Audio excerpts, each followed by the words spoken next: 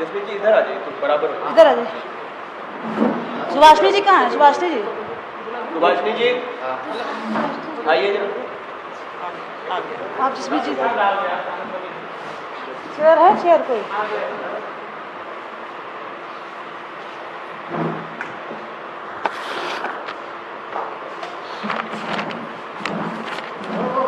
तुम बैठ जाओ, एक चेयर लगे बैठ जाओ। थोड़ा गैप बढ़ा लीजिए, गैप थोड़ा सा गैप बढ़ा सुभाषिनी जी, थोड़ा सा बस, ठीक है।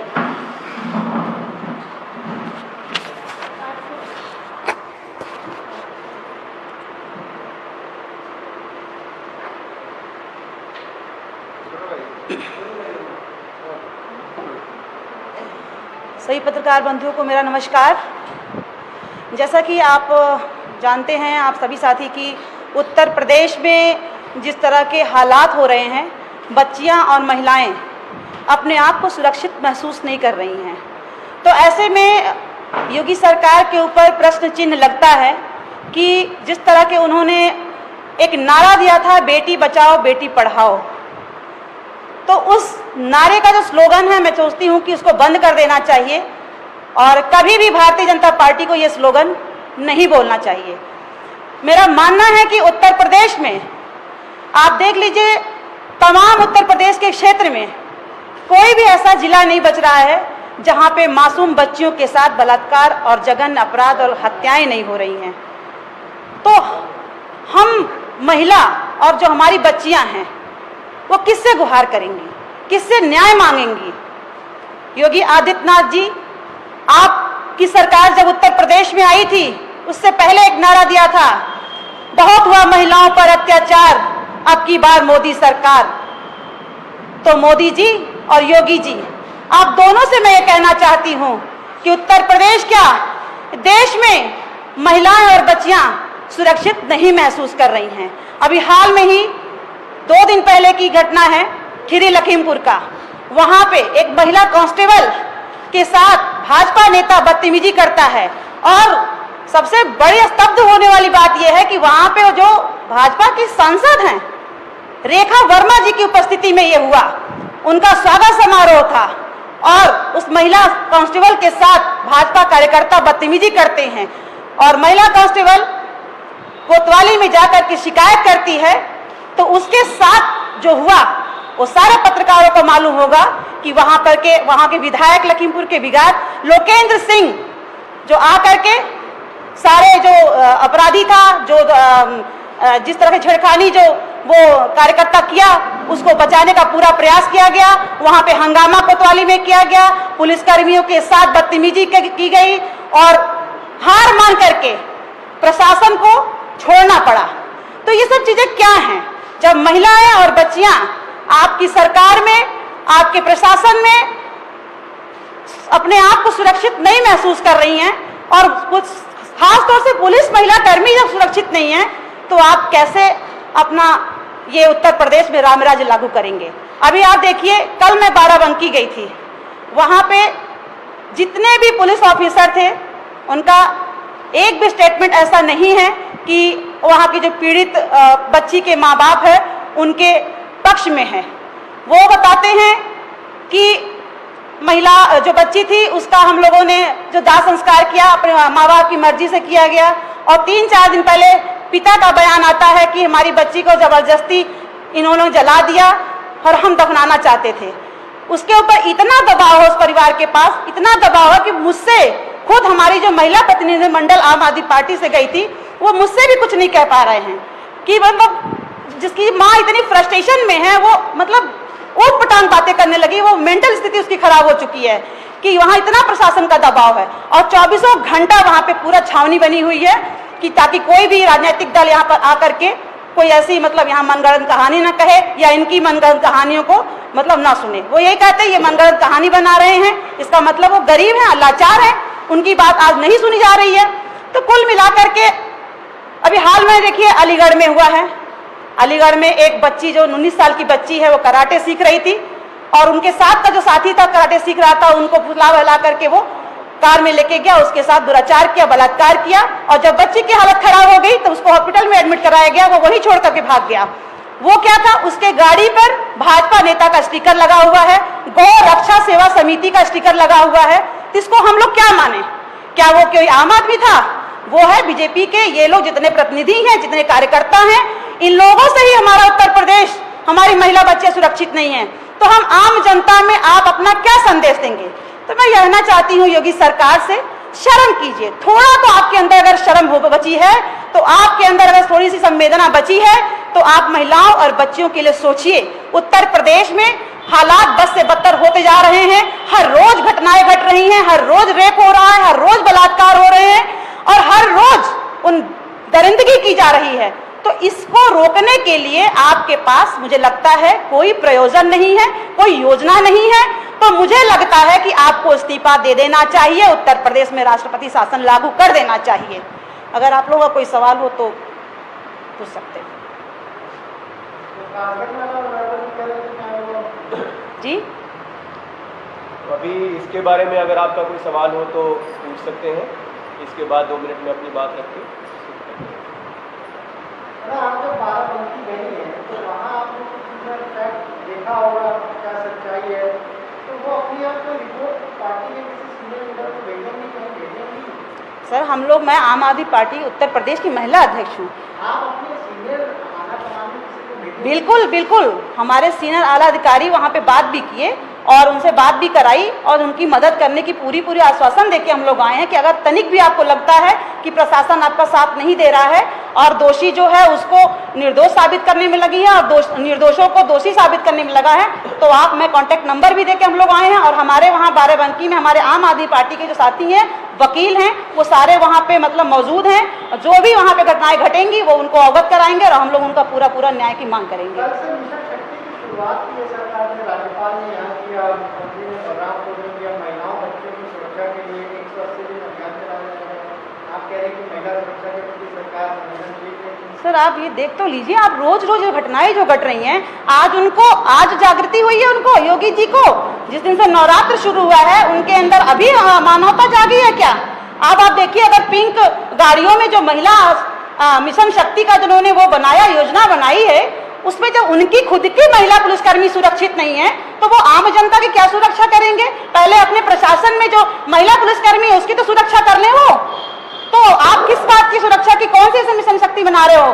अब पूरा उत्तर प्रदेश तो देख रहा है कि आपने अभी तक कोई प्रयोजन, कोई योजना लागू नहीं की, तो आपकी इस मिशन शक्ति को से हमें क्या फायदा? जिस मिशन शक्ति में आप महिला प्रधानाचार्यों को आपने मीटिंग में रखा है, आपने पुलिसकर्मियों को रखा है, आला अधिकारियों को रखा है, जब वो आला अधिकारी जो महिला है वो खुद सुरक्षित नहीं है अपने प्रशासन और शासन में, आपके शासन में, तो मुझे लगता नहीं है कि आप आम आदमी और आम महिला, आम बच्चियों की आप सुरक्षा कर पाएंगे।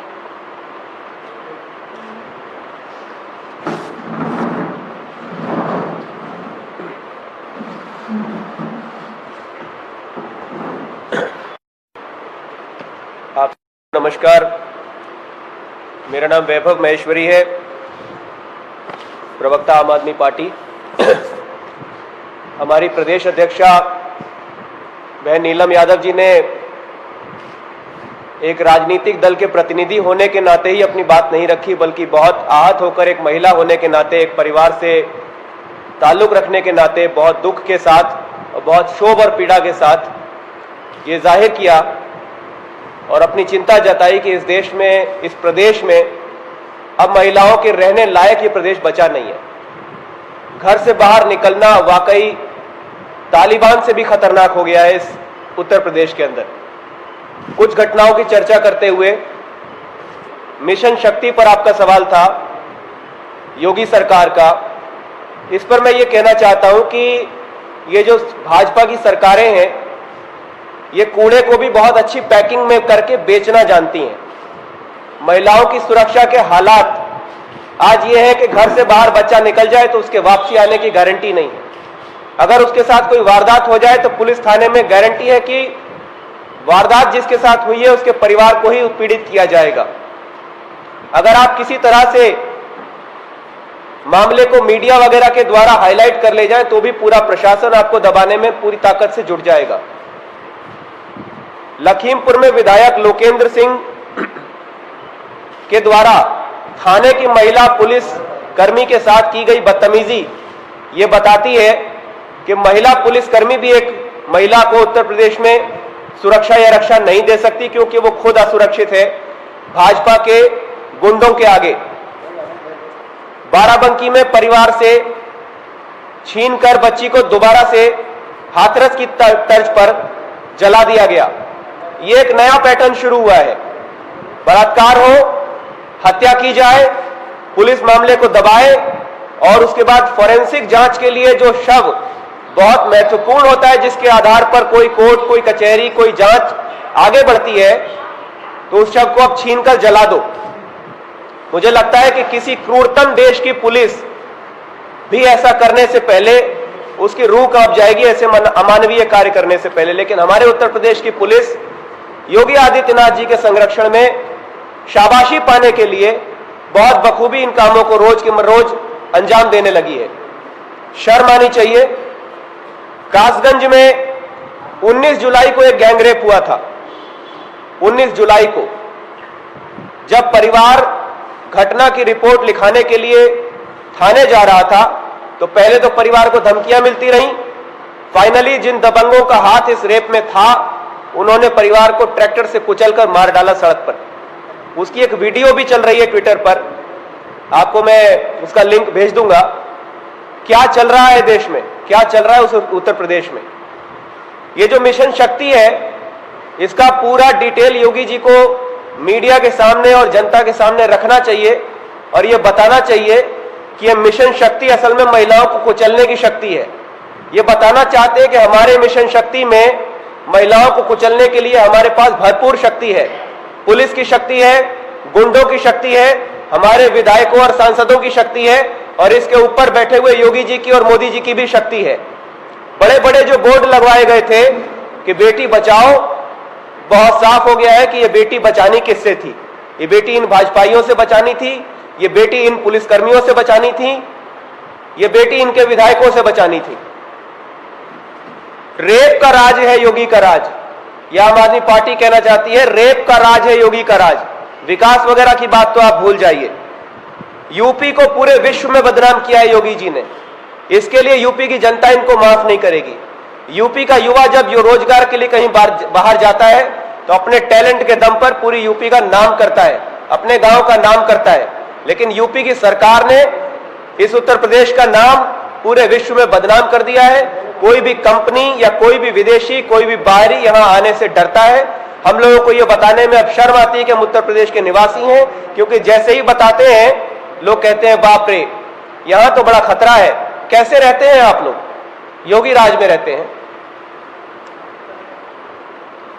इस मौके पर आम आदमी पार्टी की सबसे पहले यह डिमांड है कि इस सरकार के रहते हुए कोई भी जांच, कोई भी एसआईटी महज एक दिखावा होगी।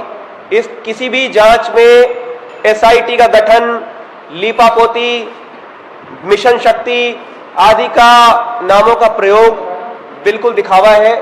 कोई इसका मतलब नहीं है। इस सरकार को बर्खास्त किया जाना चाहिए, राष्ट्रपति शासन लगाया जाना चाहिए, यहां पर दोबारा चुनाव कराए जाने चाहिए और जनता से भी हम यह आह्वान करते हैं कि अब कम से कम बेटियों की दुश्मन इस सरकार को उखाड़कर फेंक दे। परसों लखनऊ में एक प्रदर्शन किया गया बाराबंकी की घटना के विरोध में। प्रदर्शनकारियों में हमारी महिला विंग की सदस्य मुख्य रूप से इसकी अगुवाई कर रही थीं। प्रदर्शनकारियों को जैसा कि होता है पुलिस ने रोका, पुलिस की वैन में भरा, लेकिन इसमें खास बात यह रही कि पुलिस की वैन में भरकर गिरफ्तारी करके जैसे कि प्रक्रिया के तहत उनको ले जाया जाता है दूसरे स्थान पर। इस प्रक्रिया के बीच में हुआ यह कि वैन के अंदर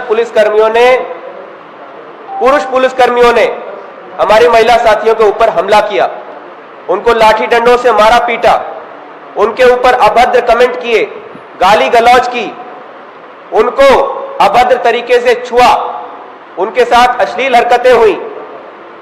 ये क्या चल रहा है? इसको बर्दाश्त नहीं किया जा सकता। पार्टी इस संबंध में, परसों की घटना के संबंध में यूपी मानवाधिकार आयोग, राष्ट्रीय मानवाधिकार आयोग, उत्तर प्रदेश महिला आयोग और राष्ट्रीय महिला आयोग को पत्र लिखेगी और इन पर कार्रवाई की मांग करेगी। एक वीडियो भी हमारे पास मौजूद है जिसमें एक पुलिसकर्मी वैन के अंदर जिसने अभद्रता की थी, उस वीडियो को भी हम सबमिट करेंगे कुछ साक्ष्यों के साथ में। तो यही मुझे कहना था। अगर आपका कोई सवाल हो तो पूछ सकते हैं।